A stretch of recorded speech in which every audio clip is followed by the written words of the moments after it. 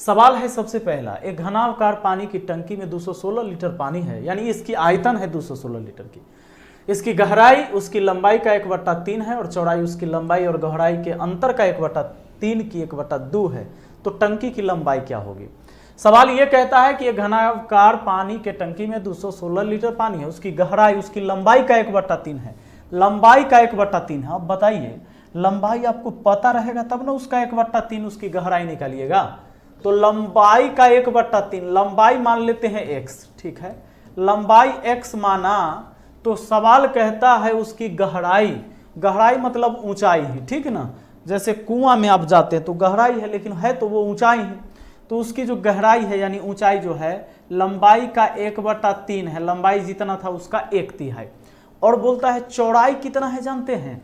चौड़ाई जो है लंबाई और गहराई के अंतर के 1/3 की 1/2, माने इन दोनों के अंतर के, इन दोनों के अंतर के, लंबाई और गहराई के अंतर के 1/3 के 1/2 है।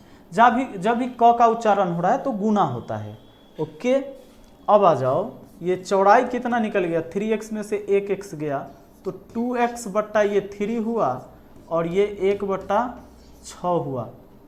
अब 2 से 2 तिहाई 6 कट गया, मतलब x/3 तिहाई 9। ये हो गया भैया चौड़ाई। सवाल में आयतन दिया हुआ है 216 लीटर, चूंकि घनाकार टंकी है उसमें पानी इतना रख रहा है, यानी उसकी आयतन है।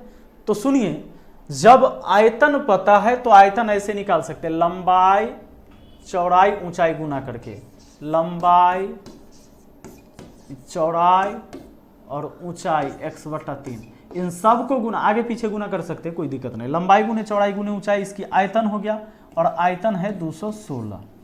अब एक बात बताइए, 9 27, x गुना x गुना x, x का क्यू हो जाएगा और ये हो जाएगा 216 गुना 9 27, मतलब x का जो मान आएगा, ये क्यूब रूट इधर चढ़ेगा तो 6 का क्यू होता है 216, 3 का क्यू हो जाता है 27, यानी हो जाएगा 36 18।